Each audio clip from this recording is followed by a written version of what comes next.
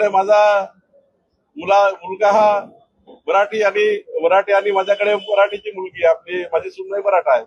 आणि त्यामुळं कधी आम्ही मराठा कुणबी तेली हा वाद केला नाही. आणि कसं काय मी अन्याय करू शकतो? मी कुठला अन्याय करू शकतो? कधी अन्याय करू शकत नाही. आणि महसूल खात्याने 22,20,000 प्रमाणपत्र दिले आहेत. आम्ही कधी कुठलं प्रमाणपत्र रिजेक्ट केलं नाही. आता कास्ट व्हॅलिडिटीमध्ये जर रिजेक्ट झालं असेल तर मी त्याला काय करू? माझ्या खातं नाही आहे. एखादं काम झालं नाही म्हणून तुम्हाला टार्गेट केलं गेलंय.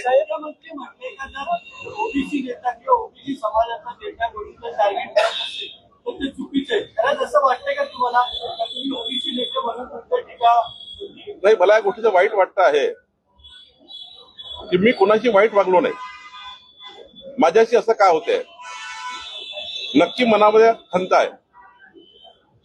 पण आता आम्ही सरकारमध्ये आहोत. सरकारमध्ये पेशन्स संयम असला पाहिजे. सरकारी पक्षाच्या लोकांनी संयमाने वागलं पाहिजे. माझं व्यंग या पद्धतीने करणे हे न पटणार आहे. काय माझाही परिवार आहे.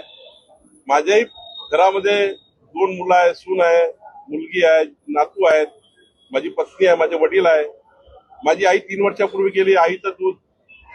अशा वेळी मात्र ठीक आहे, तुम्हाला वाटतं चांगलं तर त्यांनी केलं.